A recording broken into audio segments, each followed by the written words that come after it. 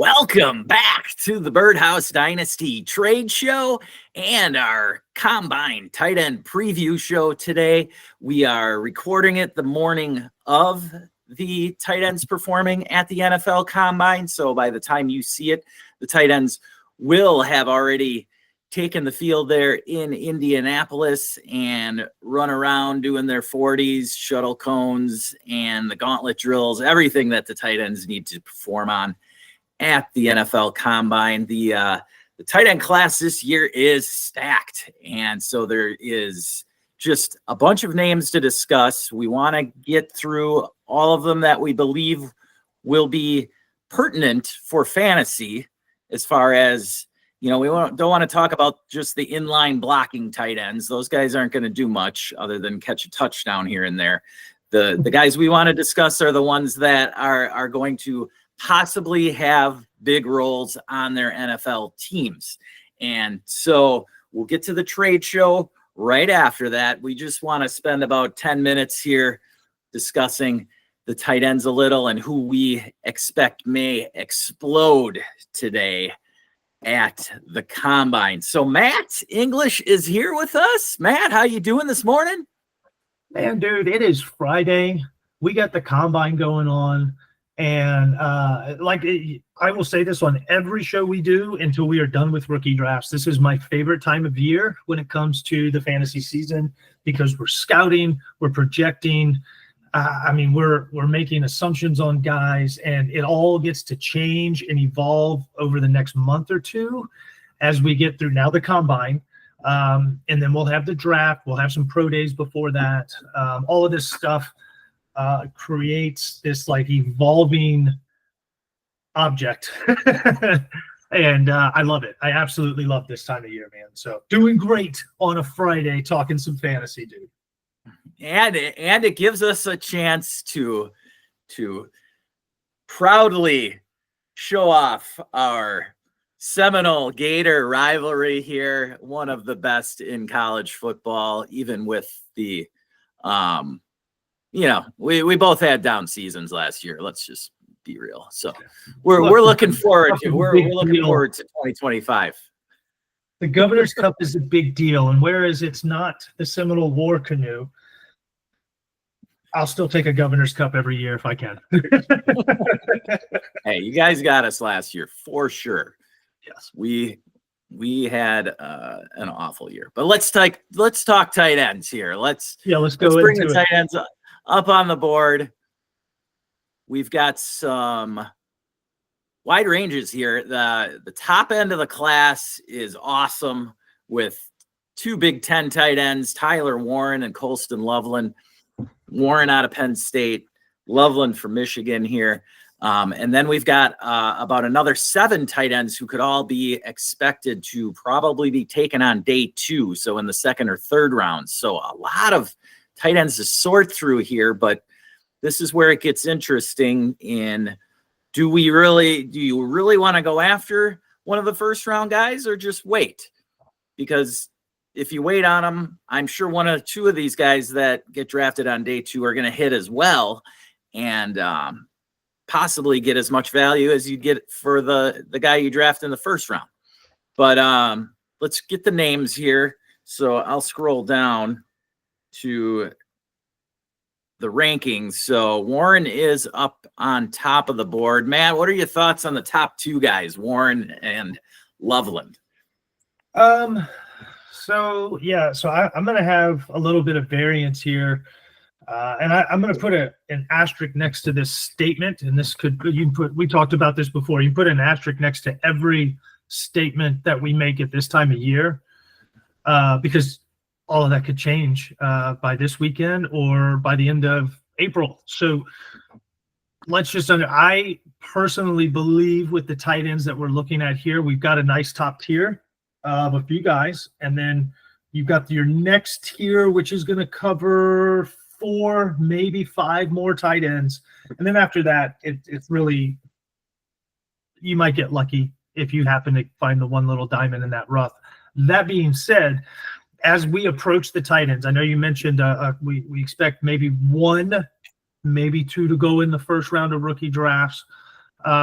Definitely one or two in the second. But after that, this is the asterisk mark. In the third round, you probably should not be drafting a tight end with your rookie pick. And I say that because you can probably just grab him in the fourth or as a rookie free agent, because you don't want to be wasting draft capital just because someone's available. Now, that being said, if Harold Fannin Jr. is available to you at the 301, 302, by all means, fire that pick. Okay. But if Mason Taylor's sitting there and you're 301, wait. Please, God, just wait. Just because he's the next tight end up, or you don't necessarily like the range of running backs and receivers, I guarantee you your chances of hitting on a running back or receiver at that pick, much, much higher. So that being said, when I look at the top three, and I'll put them together since they're kind of all displayed together on our previous screen, I'm a bit, my favorite of these three is Harold Fannin Jr. But I think this is a very rich tight end class. Just because I'm not as high on Warren or Loveland doesn't mean that they won't be good tight ends. When I watch some tapes and I watch some interviews, for me, Harold Fannin Jr. is just – he's something that maybe we haven't seen in a while, a tight end that can really block and wants to block, but is also a really good route runner and has great hands. So I don't think he's landing spot dependent by any means. I think he can plug into almost any team and be a good asset, rookie year. I'm not saying we're going to be putting up, Brock Bauer numbers. Those are pretty big. But to say that he was going to be a value pick there in the second round, I think of rookie drafts, I think that's a fair conclusion to come to based on what I've seen and heard. Yeah, Fannin is the main case for what I was talking about with the two first-round guys, Warren and Loveland, both expected to go in the first round of the NFL draft. But Fannin absolutely could put up numbers just as good as either of those two. This is a dude who put up 1,500 yards at Bowling Green. Like, I don't care where you played. I don't care where you played in high school. If you put up 1,500 yards, that's impressive, right? Now he did it in college at the Division I level. And again, we don't want to be helmet scouts here. The dude did it it's the MAC conference, but how many small school tight ends do we have to have come out and do stuff in the NFL before we just realize, look, it really doesn't matter what's on your helmet, unless you went to Iowa. Okay. then we'll know you're good. But yeah. But still, that doesn't mean I'm putting Luke Lachey up at tight end 1 this year. We will mention Luke Lachey, but he's near the bottom of this list here. Harold Fannin, though, you can see there, he's clocked in at a 4.62 40, 6'3", 238. So he's got that athletic build of a David Njoku style is who I like to compare him to. And as you mentioned, that kind of build and athleticism and still showing the want to block as well, right? That can fit into any offense. All right. There's your certain blocking tight ends. There's your certain route running tight ends. And then there's the dudes that can play all three downs. And Fannin is a guy that can play all three downs. He's just moving up the boards as everybody keeps talking about him, because he went to a small school. Had he been playing at Penn State or Michigan, like Loveland and Warren, who knows? The guy might be a top 10 pick right now and looked at like Kyle Pitts was a few years ago. So I love Fannin. I think, I've seen him mocked to places like Cincinnati. That would be an awesome addition to a lineup like that. That's just scary, right? To get somebody like Joe Burrow slinging the rock to him with single coverage. By the way. What's that? That's a great, especially if T. Higgins is to depart Cincinnati in free agency. Wow. Even if T. Higgins is there, that just makes it even more scary. But the hard part with Cincinnati is they just spent 2 picks last year, both in the 5th and 6th round on 2 tight ends. So, but right. The 5th, 6th round draft capital. That was something else I wanted to point out. If the tight ends, not everyone's going to be a George Kittle with 5th round capital and come out and be a top tight end. Okay. So with these guys that get that first, second, or first 2-day draft capital, they have a little bit more leeway for you to take that chance on. But the Cincinnati part, you think about what he goes into. There's a lot of teams out there that have a similar situation. Maybe not Joe Burrow throwing the football, but a similar situation that he can just go plug right in and be a not necessarily an integral part or focus point of the offense, but he can be effective because of the blocking. Yes, exactly. And that's the key with these guys. I mean, even somebody like Isaiah Likely, right? Isaiah Likely's looked at as just being a receiving tight end, right? But he is on the Baltimore offense. Now, the Baltimore offense, the tight end, they run a lot of 2 tight end sets. You're expected to be able to block still. You're not just running out there and running routes just because Isaiah Likely looks smooth and athletic, and he's another good player to comp Fannin to as well, because Likely was a great receiver in college. He came in and people downgraded him because Mark Andrews was there, of course. And so that's something to think about as well. Fannin could easily go to a team like, say, New England takes him in the third round because he falls there. That'd be a great spot. People would look at it and be like, oh no, Hunter Henry's there. And that would take up. No, Josh McDaniel. I mean, I wasn't planning on bringing him up, but Aaron Hernandez and Gronk both smashed when they were there. When Hernandez was alive and playing, the dude could play. I don't care about his off-field stuff. Both of those guys were producing as well. Like, you could flex either of those guys. I remember playing with Hernandez and using him as a flex all the time. So that's my point when it comes to somebody like Fannin. Don't get down on him just because of a landing spot having to happen to have another tight end there that's been productive already, because it all depends on the offensive scheme. The fact that he can block will get him more snaps immediately out of the gate. And that's ultimately what you want with these tight ends is playing time. All right. So after Fannin, we also have in that second tier, let me go back here to there we go. So you've got Fannin, Gunnar Helm, and Elijah Arroyo, as well as Mason Taylor, I would say, make up this next tier of players. Fannin, talent-wise, I agree. Like, he could almost be with Warren and Loveland. Arroyo is the guy who's been the one everybody has been talking about so far because he smashed at the Senior Bowl. And Matt, what are your thoughts on Arroyo right now? Super athletic, ability to make a catch from all different angles, which is pretty impressive for a tight end. That for anybody to be able to make an over-the-shoulder catch in at this level, it's one of the most difficult catches to make, and he can make it. And I think that says, and I bring that up, it seems so simple and so silly that's how I can that's how I'll rate somebody. But if you think about that, if you're catching a ball over your shoulder, no pads on, you have to turn your head and still track that ball, right? Now put a helmet that's got a face mask in your way. You have to be extremely good to know where that ball is going to be with your hand-eye coordination, because you're not going to see that ball the whole way. So for a tight end to be able to make a play like that consistently, that speaks volumes to his athleticism and vision, which is going to translate to the next level. I think with Arroyo, he's going to be a little bit landing spot / scheme dependent. I don't know enough on his blocking yet. But from what I can see on route running and catchability, this. What do they have him ranked? 5th?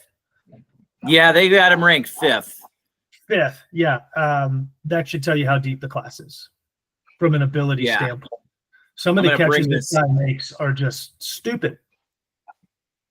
He almost looks like a converted wide receiver. So if he exactly, I mean, a 4.69. I don't know if you can see this video here that I'm bringing up of him. Watch him come across the formation.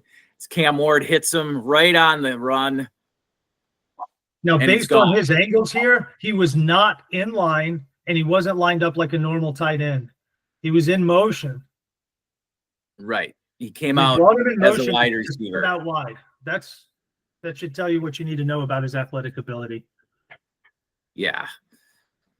So, I mean, this is a guy who, again, he's been moving up the boards, and so he could go anywhere in the second, third round right now. Who knows? Somebody might jump on him at the end of the first round. With all these tight ends, if they really want their guy and they love him, they could go grab him. I'm one for when there's this big of a tier that you have. Yeah, I would probably wait till late second, early third to grab a guy. But you know, and I've been comparing this class to the 2017 class, but the 2017 class didn't have this kind of depth up top. Like you said earlier, Kittle went in the 5th round. There was Evan Ingram in that class, OJ Howard in the 1st round, and then a couple of others.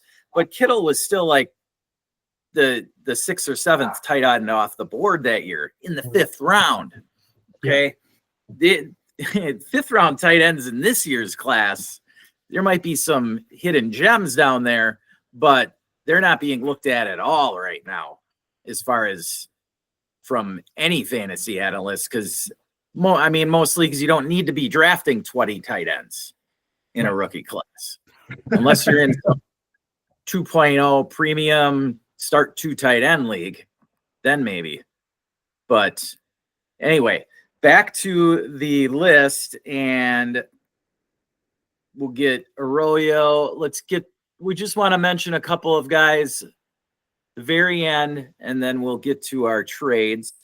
So after Arroyo, you've got Mason Taylor, who's the son of Dolphins All-Pro. I don't know if he made the Hall of Fame yet, but Jason Taylor had an amazing career, and now his kid was tearing it up at LSU the last few years. Then you have Terrence Ferguson, Orande Gadsden, and Luke Lachey in sort of the next tier, I would call them, those guys that you could grab in the 4th round of our drafts.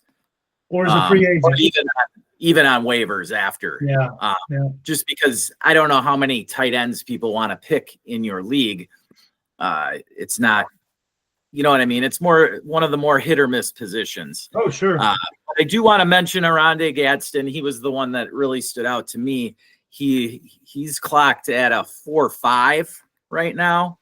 And I know I watched the Miami Syracuse game, and this guy just was blowing up. Like, he had 8 catches over 100 yards that year. He literally, you mentioned Arroyo looking like a wide receiver. This guy truly was a wide receiver, bulked up to now 6'4", 247, running a 4.5. I mean, that's the equivalent of an average size wide receiver running a 4.3 to run it at 4.5 at that size. And so for me, he's one of the 4th round targets I'd be looking at. Any thoughts, Matt, on any of these other guys, Lachey, Gadsden, or Mason Taylor, before we move on? Well, I will say this, and it's more of a cautionary thing, right? So if you look at Luke Lachey being from Iowa, look at most of their tight ends that have come out over the last few years. They shoot out tight ends like it's nobody's business. They're TEU, okay? That being said, they all come with injury histories, pretty significant injuries, I mind you, okay? So if you go into this, I don't know what's going on with their strength and conditioning program and their tight end room at Iowa. They've got great tight ends, but, man, they can't keep them healthy. So if you're looking at a Luke Lachey there as someone that, I'm going to steal this guy, just know, comes with an injury history. And that can be scary when it comes to draft capital. So they're playing football, Matt. Injury. I get that, but I don't want to be wasting rookie draft capital on someone who'll never see the field because they're hurt all the time. Look at what the Bengals did last year. They drafted two tight ends, and did they see the field very often? Not because of depth. Eric All looked good. Eric All looked great, and then he looked good, but he doesn't stay on the field. He's going to be out all next season as well, pretty much. So, all right. So those are the tight ends that we just want you to keep an eye on, if you don't have a chance to watch the combine but are looking at the numbers that these guys put up today at the combine, sort of figure out your tiers based off of what we had. Up top, we've got Warren and Loveland in tier 1 because they'll have the tier 1 and round 1 draft capital. Second tier, we've got Fannin, Arroyo, then Helm and Taylor, right? Fannin definitely on the top because he has probably the highest ceiling. Arroyo right after him. Then in the bottom tier, Terrence Ferguson, Orande Gadsden, and Luke Lachey. But all of them are going to be NFL players, all probably drafted by the end of day 2. And so they're going to be all getting snaps from their NFL teams right off the bat. So it is a tight end revolution. The old is out. The new is in with the last couple of years. I don't know that any of these dudes are going to be tight end 1 overall, like the last 2 years. One of these dudes has to be. We're starting to cycle through our tight ends in the NFL. If you look at it, Travis Kelce's coming back this year, according to him, but he's old and he's slower. Mark Andrews is getting older, right?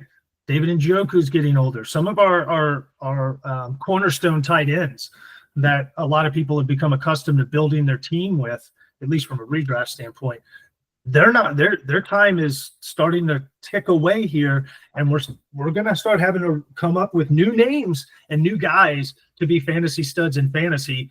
And last year, you got Brock Bowers. Year before, you had Laporte and Kid K. Last year, we also had a couple of tight ends that we haven't seen them hit really hard yet, but have the potential to. And then you bring in another deep class. So I think you're going to start seeing over the next year or two a huge changing of the guard when it comes to the tight end position. Yeah. With the top end guys from the last 2 years, and now this class to throw in and add the depth to the position, right. I think it's definitely out with the old and in with the new.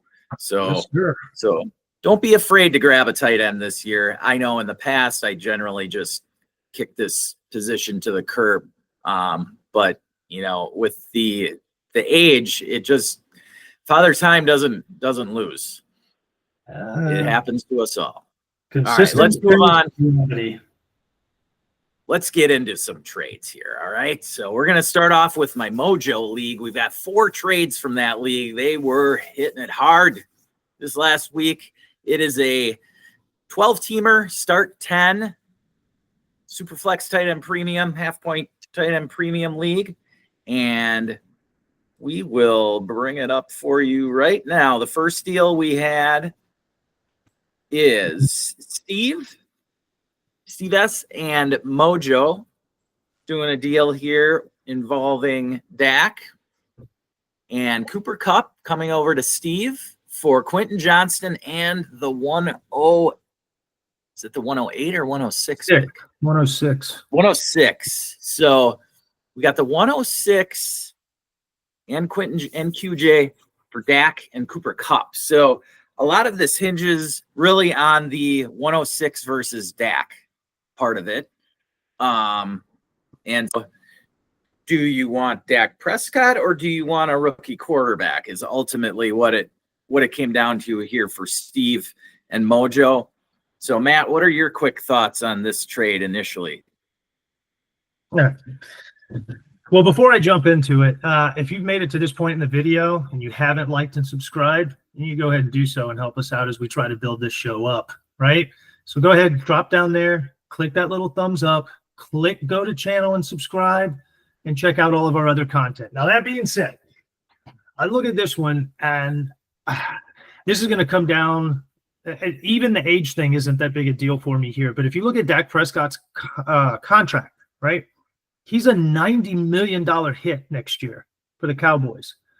You pile that on with CeeDee Lamb's contract, they have absolutely nothing left to spend. Dallas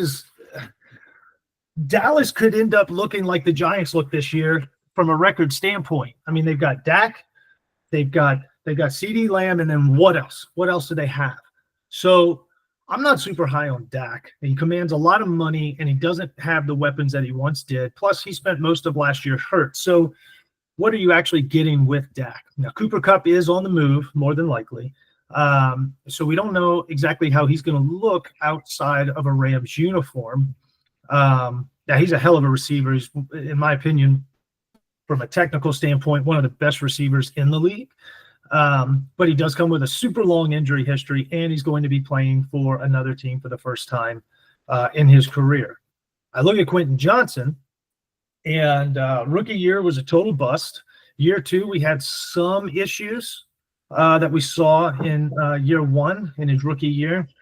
But we also saw a lot of growth, and I think that growth is a testament to the commitment that Harbaugh had kind of made to him, in a sense. Not necessarily something he said, but committing to Quentin Johnson. He knew what he was capable of. He saw it firsthand when he was at TCU. So with all that in mind, and looking at the 106 and what's probably going to be available there, I am absolutely on the QJ and 106 side with this. Absolutely. I don't think Dak Prescott's going to be that great of a quarterback next year or the year after. Cooper Kupp is aging, comes with a long injury list there, and will be playing for a new team. Quentin Johnson, continuity. He's going into his year two with Greg Roman. Like I just mentioned, they have committed to him. He looks like a wide receiver one. Even with Ladd McConkey there, I'd rather have QJ in the 106. That's just – it really gets into a slam on Dak more than anything. And you don't even have to take that 106 and draft a quarterback. I don't know what else he's got, but is this what he's got? Well, this is Steve's team, the guy who acquired Dak. And I think that I wanted to bring this up just for context in that he was looking to solidify the quarterback position and felt that it would be more solid with a veteran quarterback versus a rookie quarterback. When you've got Josh Allen up top and Justin Jefferson, a few other wide receivers, and then Josh Jacobs and Najee Harris. I mean, he's trying to compete is the point. I get it. But if you scroll down and look he at doesn't want to have to wait Yeah. for a rookie quarterback to develop, I guess, is where his thought process Sure, lied. but who all does he have? You got to scroll down there, see what he's got on quarterbacks. I thought I saw Derek Carr. Is that right? And Will Levis? Yeah, he's got Carr and Levis, so neither of them to me are guarantees this year. Carr's a good third quarterback. I mean, he could use him as his second, but I think that's where he wanted to just solidify and get Dak in there. Just checking his taxi. I would rather go got your after boy Sinnott sitting down there. I would rather get someone like Matt Stafford than Dak Prescott. Even if Stafford's not a Ram next year, let's just say he plays for the Giants. Say he goes to the Giants. I would rather have Matt Stafford in a Giants uniform than Dak Prescott in a Cowboys. Fair enough. Well, and they're probably going to score similar. I get that. You know, I kind of like Dak, but I do lean the other side, the youth side, with the pick and the player of Quentin Johnston. But you tell me though that you can't take that 106 and split that into like the 1, 10, 11, or 12 plus something else, and then at that point, maybe you fire off a Jackson Dart. So I mean, there's a lot you can do with that 106. Is my point. So I don't know. Oh, absolutely. If he's more comfortable with Dak, then draft Dak or trade for Dak. Yeah, absolutely more flexibility on the 106 side. So yeah. Steve then went ahead and did another deal following that one up here and added to his wide receiver room make sure I've got it up there. There it is. Okay, so he added DJ Moore and a 27 third and gave up Jalen McMillan and the 209. All right. So again, Steve looking to contend this year, wanted to have the more sure hands of DJ Moore in there than the hype that's been building for Jalen McMillan this offseason so far. And the 209, which is a decent pick in this draft, but not one that, is guaranteed anything either. So I don't know that there's, to me, right off the bat, I don't know there's a side that is a winner here necessarily. I think it's a win-win for both sides. Foss Boss is looking to get younger.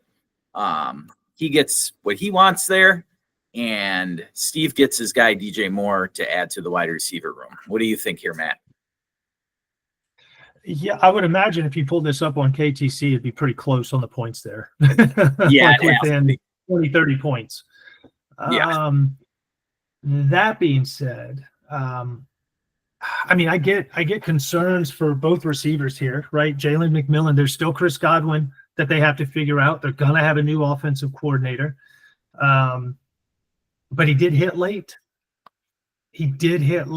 Even with Mike Evans there. He was still scoring touchdowns and catching balls. The one concern I'll have about McMillan is the targets. He does have a lower target count. He was pretty darn efficient with the targets he got. But DJ Moore's got a rookie quarterback in Caleb Williams, who I'm not very high on. I don't like Caleb Williams. I think he's a bust. But they're going to have a new head coach, and they're going to have a new system in place. So there's concerns there on both the receivers. So when I look at the draft picks, you're getting what, the 209? The 209? Yeah, it was the 209. With McMillan, and then a 27 third. So, I'm going to lean more with Foss Boss on this one, getting Jalen McMillan because he is younger. You get a better draft pick, and you get that draft pick this year. You're not waiting for 2 years, and you don't even know what that third is going to look like. So, I would lean. It's a fair trade without seeing anybody's rosters, but I would lean more on the Jalen McMillan side, even without seeing the rosters. Yeah, I think I love what this does for Foss Boss on his side, getting out on DJ Moore, the older asset. And if you look at his squad here, yes, he does have Derrick Henry on his team. But, Henry is a guy who really is hard to get out of for the kind of value that he brings back on the field. Like, really, what is the highest draft pick you're actually going to be able to get for Derrick Henry? Can you even get a first rounder from somebody in your league for Henry? He's totally worth it while he's playing, because the guy's going to be one of the 5 running backs in the league if he's playing, right? How you get a first rounder for Derrick Henry? Yeah, but how early of a first? Towards the end of the season. If he's having a good season, you got to trade him off at the end of the year to someone who's trying to win for a first. That's about the only way you're going to get decent compensation for him. I feel like if you own Derrick Henry at this point of his career, you're going to ride him until he retires. Yeah, you just ride him into the ground, right? It's kind of the same thing with Travis Kelce, but on a higher level. Like, Henry's performing at a much better level than Kelce at this point, even positionally considering that. But, Foss Boss, he did acquire the 101 earlier in this offseason. So now he's sitting on the 101, 108, and 209. He doesn't have a second quarterback really right now, just Gardner Minshew and Joe Milton sitting there lower down. But he can easily, with having the 101 and 108, there's 101, you could split that up and move down to get a Cam Ward, Shadur Sanders, or just wait. Even the 108, I'm sure one of those guys will probably slide down if you consider Jackson Dart into the mix as well. So I'm sure he could get one of those 3 quarterbacks and just sit tight and grab Genty up top as well. So this gives him good flexibility, more flexibility than he had beforehand with just DJ Moore. Steve, on the other hand, again, just trying to acquire a cheap veteran points right now, which he does with DJ Moore. I think DJ Moore's got at least another year or two of good, solid productivity, no matter how well or highly Caleb Williams does perform. I mean, he'd have to really flame out these next couple of years. I don't know that he's going to be that bad. I understand your hesitation, Matt, on Caleb Williams, but I also think he's at least going to be a middle of the road quarterback. I don't know that he ever becomes a top 5 quarterback, but he's a starter. I just have my doubts about him as an isolated case, you know. Yeah. But yeah, he's a starter. He's better than Derek Carr.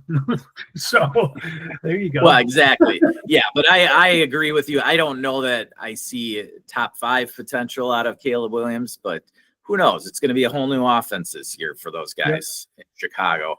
So I don't mind going after DJ Moore right now either. No. All right, let's move on. There's a couple more deals from this league. After that one, we have, slide down here, Foss Boss pulling off another one, and this is where he acquired that 101 pick. This was a monster deal here, and this is how he dwindled itself down to only having one quarterback currently. But you can see there, he acquired the 101, a 26 first, and Jerry Jeudy, and gave up to Richard Brand, Saquon Barkley, Baker Mayfield, and flipped Jalen McMillan, who he had just acquired. Right. So this one has a lot of pieces, a lot of big pieces here. What are your initial takes on this one here, Matt? Man, this is a cool trade. This is a really cool trade. So let's start crossing it off. Okay. So if you wanted to do, you could equal the 101 and Barkley. All right. I'd rather have the 101, but you could argue that the 26 first, you could pretty much argue with Baker, and Jeudy and McMillan pretty much, I think, are pretty close as well. So value wise, it's going to be probably pretty damn close if you want to throw it on a calculator or whatever. But I think you can do a simple cross off across the board here. It's just Richard Brand is this, for me, is this the type of move you want to do with Saquon Barkley and the 101 there? It's hard to say because Saquon, a good situation in Philly. I could easily see him smashing for the next 2 years there. So we don't know. Genty's going to be a rookie, right? Who knows the situation? Who knows if he's even the best rookie running back from this class at the end of year one? Because, you know, a running back that gets picked later, like Caleb Johnson to the Chargers or Amarian Hampton to the Browns or whatever, could end up outproducing Genty wherever he goes. And then Hampton or Caleb Johnson is looked at as the best running back from this class. Yeah. So you don't have that kind of certainty, but you do gain 5 years in age there. And so you also gain flexibility of options as well by getting the 101 instead of Saquon. Look, I'll tell you this. If I would lean on the pick side here, I always like to lean to the pick side. But that's because... Well, it's more flexible. Absolutely. More flexible. Picks don't lose value. They don't lose value. And all players do, but picks don't. Picks only go up in value. That's it. Right. Saquon has done nothing since winning a Super Bowl, and he's going to lose value from wherever he is right now, today, on February 28th. I guarantee you, will lose value before the start of the 2025 season. And that's only because he hasn't played. Being at the running back position and a super hyped rookie running back class, like, dude, I'm telling you, Amarian Hampton, Caleb Johnson, Trevion Henderson, any of those guys go in the first round, as well as Ashton Genty. those guys you could see moved up and be right there with Saquon Barkley almost in value.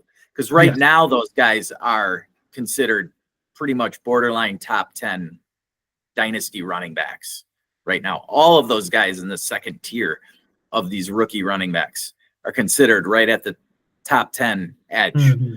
And you get any of those guys going in the first round on top of that, they're going to get serious hype. And so Saquon will be a year older. He'll be 28 next year. 28 doesn't look good next to the name of any running back. Yeah. And production-wise, I have no issues with Saquon.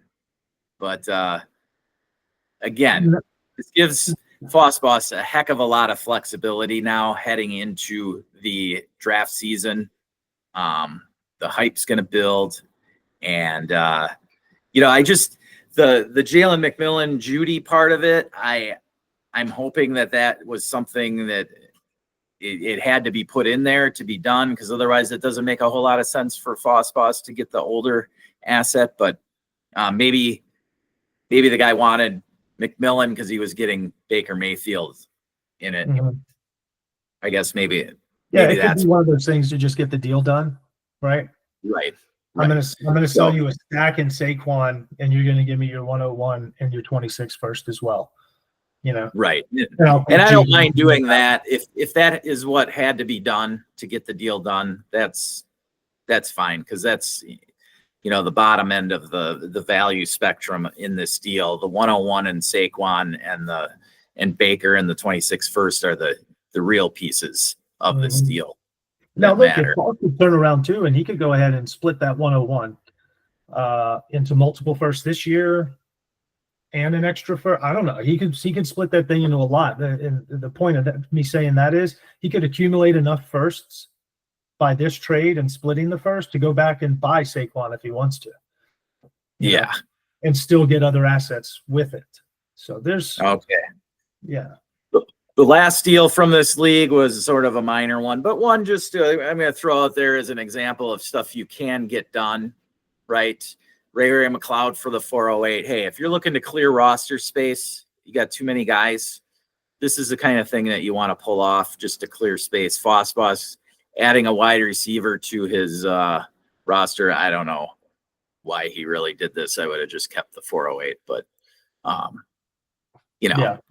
it's very minor, something you can do. That looks like an add-on deal that just took place separately until another trade. That's what it looks like.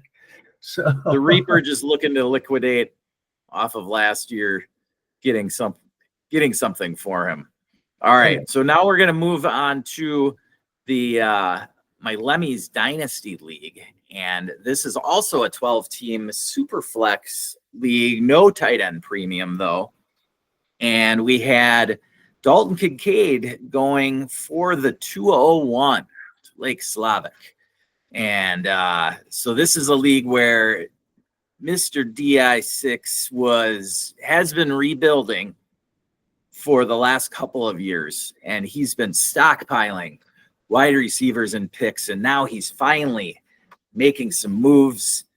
He pulled off 2 or 3 deals here. I'll have to look, and he's really trying to buy points right now, and he's making it happen. This is one where he's filling in his tight end slot with the 201.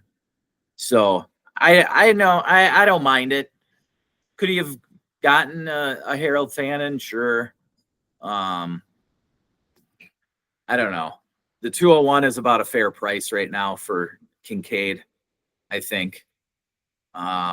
This is a league, interesting enough, though, where Slavic had offered me, I think I showed you this one, Matt.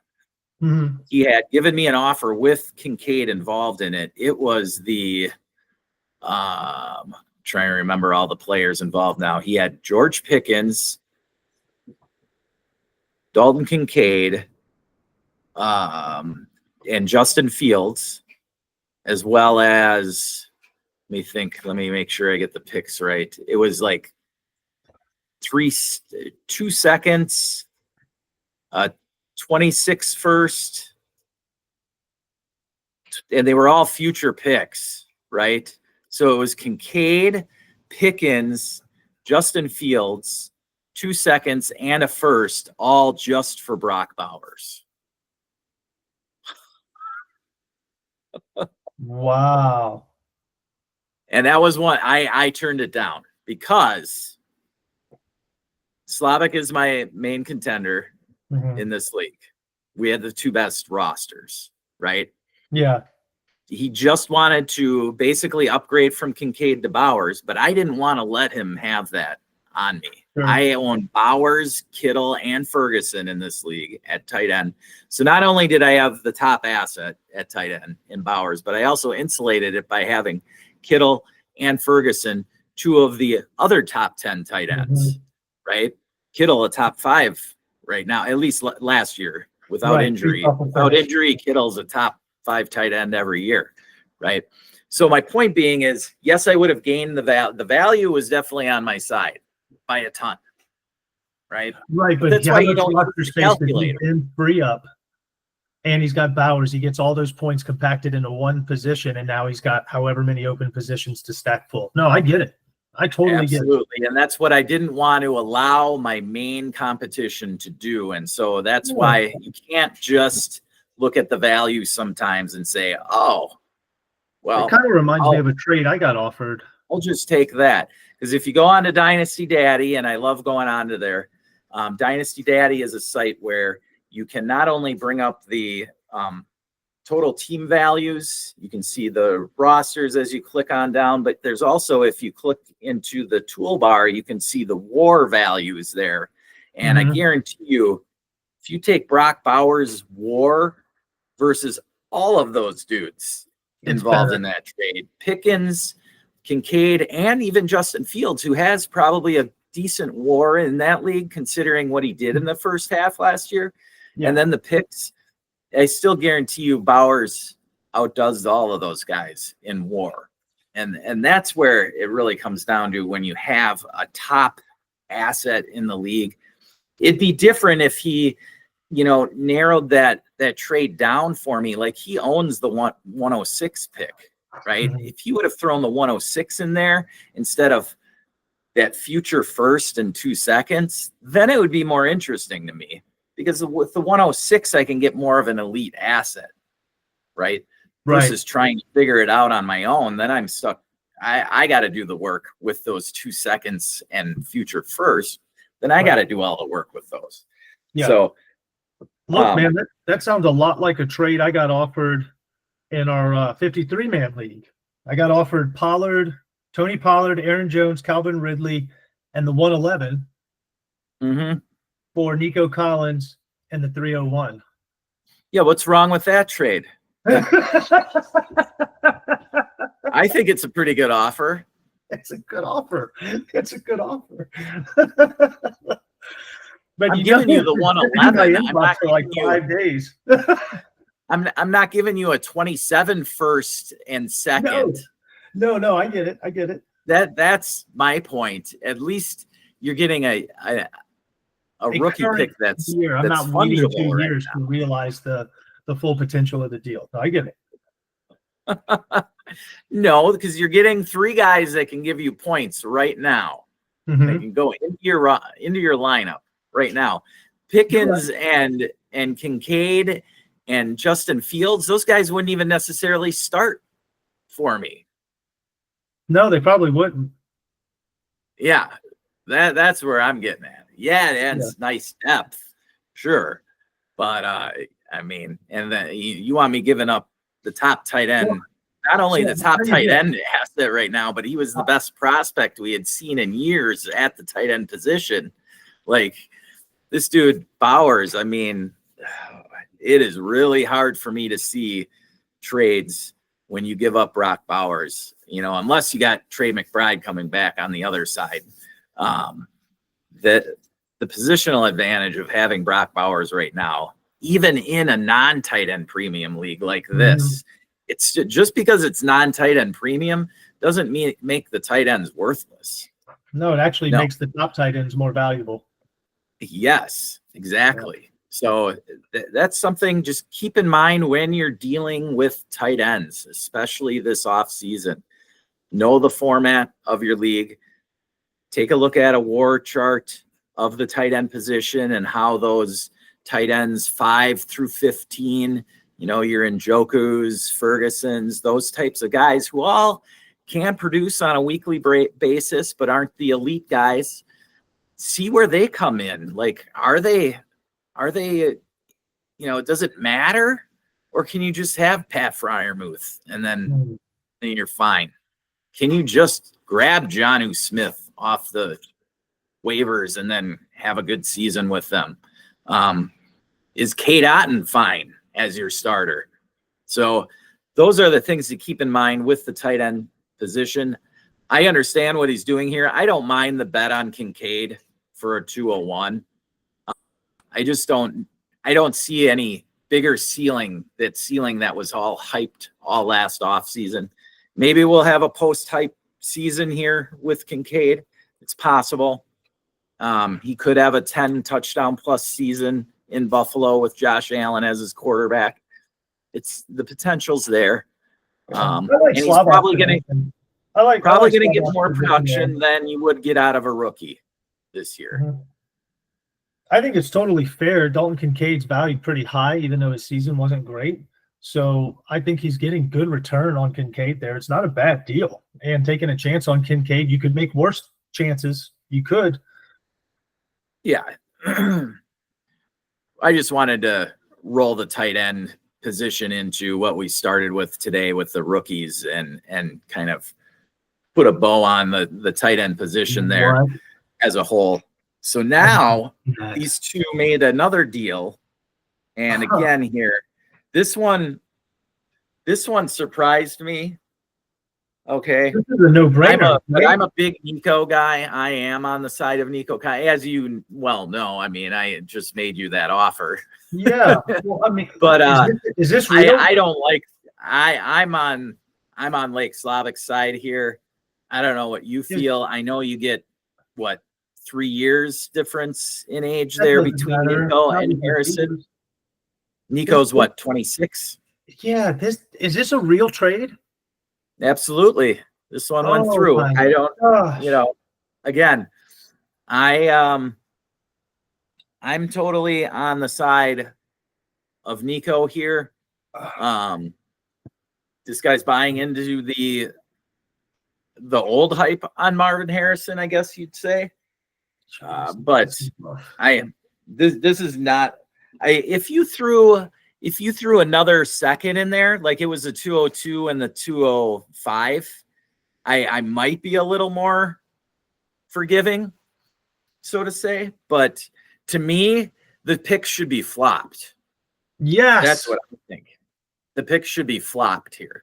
Then it would be dead even, and then I would totally be on either team's side. Then Nico, you're going to get more immediate production. Harrison, you get the longevity, and you'd get the 106, a better pick than the 202, obviously. Now, the 202, to be fair, for me, it still fits into that tier for now. There's from 102 to 110 or 12, I've been saying, but I also like the first 3 or 4 picks of the second round right now, talent-wise. I mean, you're talking Colston Loveland, Trey Harris, Matthew Golden, those guys, as well as Quinshon Judkins. As of now, those are the kind of guys that are looking like they're going to be available at the beginning of the second round. I love all those guys. So I don't mind the 202 as a pick, but I'd much rather have the 106. What do you think, Matt? This is Slavak. This is absolute brutal rape. Brutal rape, man.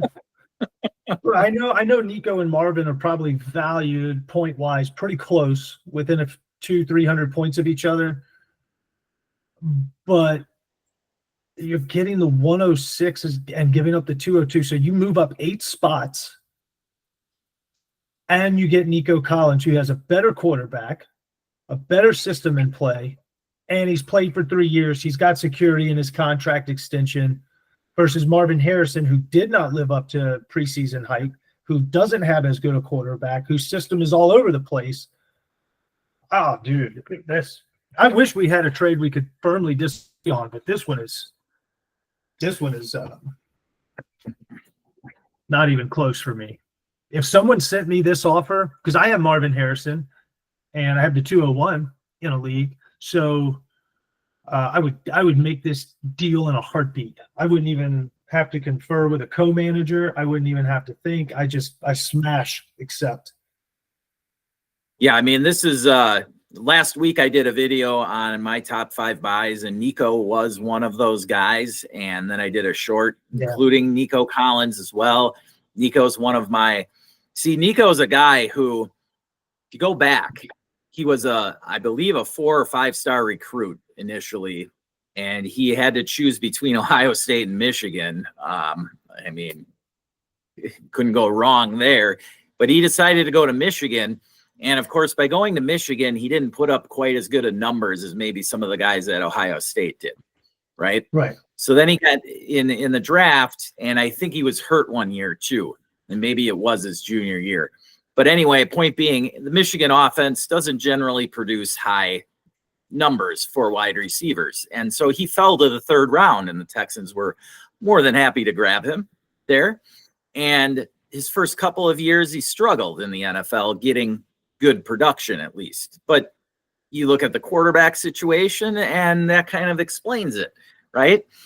Then he gets a real quarterback in C.J. Stroud, who probably was sitting there on the sideline at Ohio State watching this dude, Nico Collins, at Michigan, and being like, man, this guy's awesome.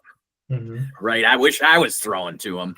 And then he gets to the NFL, and boom, there's Nico Collins, who's, whatever, a year or two older than C.J. Stroud. But those guys obviously knew each other before they were teammates with the Texans, and now it is just a great marriage for a quarterback and wide receiver. Yep. And I love Nico's prospects for this season in particular.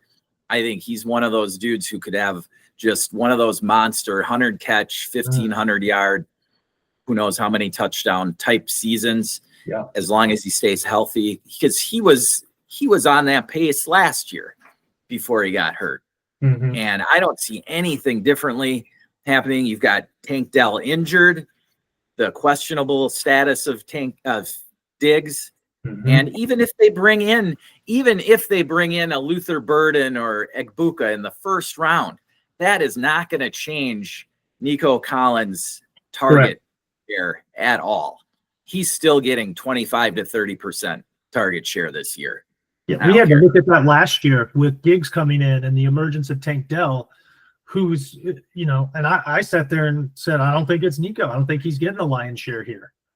And he still did. So I think after what we saw in the 24 season, I think it's safe to say exactly what you just said. Even if they drafted a receiver with 1st round cap, he's still going to get his target share at a high 20%, high 20, low 30. So I think that's a totally fair statement, which is why it makes this deal so lopsided to me. Marvin Harrison wasn't even a focal point of their offense last year. True alpha ones get plays drawn up for him. They weren't drawing up plays for Marvin Harrison. He wasn't even the first read on like 80% of dropbacks. That's crazy. That's crazy to me.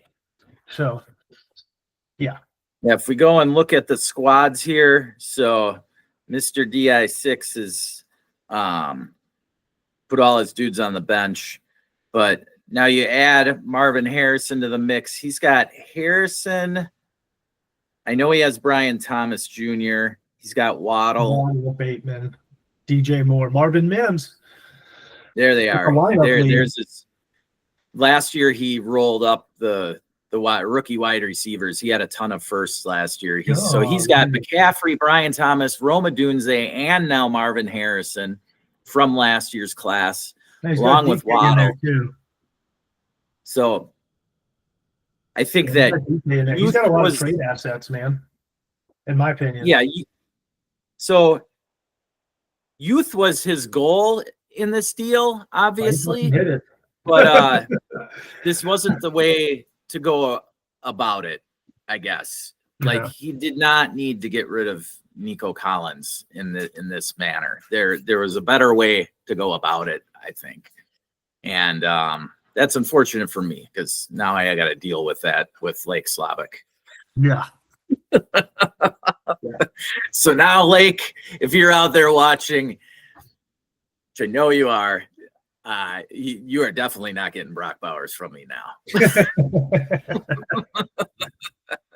I love it. Oh, but yes, the point here, though, the real point is when you're rebuilding and you're getting to that cusp of contending, okay, he could have easily just kept Nico Collins on this roster. Like, he would have had the 106, 107, and he wouldn't have had the 202 because he just got that. But he would have had the 106 and 107s to grab two good running backs for this roster, which I think he needs. I mean, am I right? Or Jordan Love and Tua and Bryce Young, that's good. That's fine as a quarterback room. But then look at his running backs. He's got Zach Moss. Right. That's it.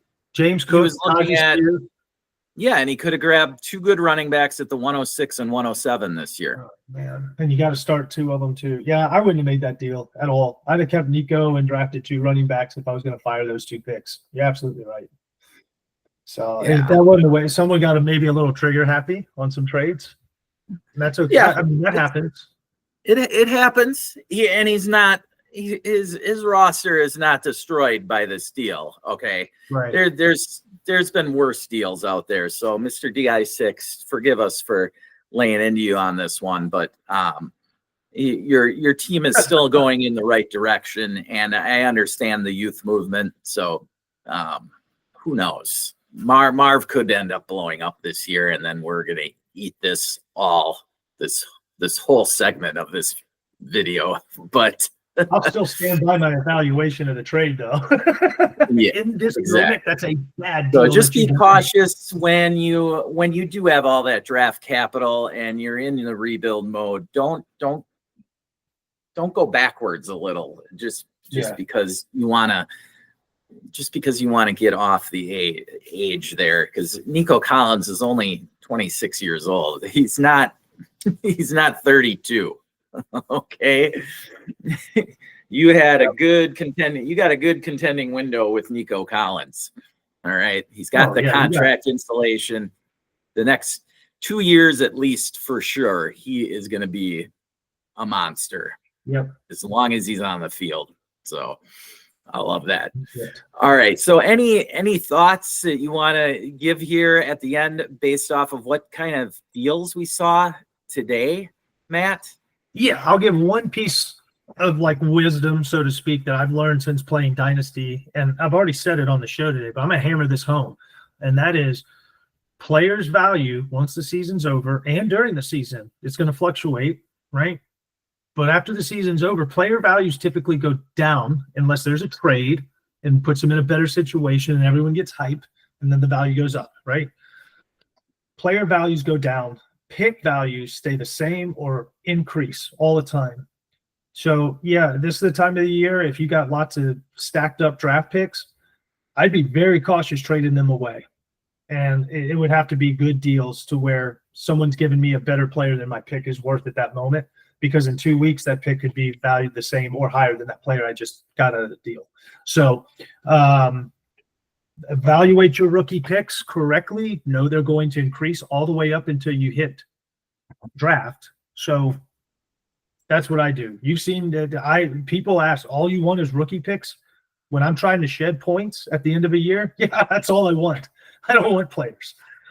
I just want the picks because their value goes up. Yeah. So that's what I got. That's what I got. Right. Value your rookie picks. Trade them wisely. Yes. This is one of the most fun times of the year. You've got the point-scoring veterans losing value, and the hype is just building ever so slightly for those rookies, and it will elevate this weekend. We got the tight ends today at the Combine, And tomorrow is, of course, the big day where we have the quarterbacks, wide receivers, and running backs all performing for you in their underwear at the Olympics in Indianapolis. And we're going to see a couple of guys blaze. I don't know if we'll see any records broken today. That Xavier Worthy 40 of last year, it's pretty amazing. But, Isaiah Bond says he's going to break it. He said he's going to run a 4.2 flat or even a 4.1 is what he said. Well, there it is. Watch for Isaiah Bond out there tomorrow. Yeah. All right. So for Matt English, I'm Chris Lemke, the Birdman. It has been a pleasure. Don't forget to check out our Patreon, patreon.com/Birdhouse Dynasty Show. We are doing, it's $3 a month for the Wings tier. You do the Wings tier, you get a free roster review. Matt and I are going to be doing 2 roster reviews in the next couple of weeks for Steve S. and Hergot, 2 of our Wings tier members in the Patreon. So you get that benefit. Have us dissect your team, tell you what you are doing absolutely wrong, and tell you what you are doing right as well. No, we're just kidding. If you're building, if you've been watching us, hopefully you are on the right path with your dynasty teams. There's many ways to build a dynasty winner. There's not just one way to do it. And so that's what we'll try and help you do with a roster review. If you've got any direct questions, you can always do it on Buy Me a Coffee, buymeacoffee.com/Birdhouse Dynasty Show. Other than that, enjoy the combine, and remember, never stop working.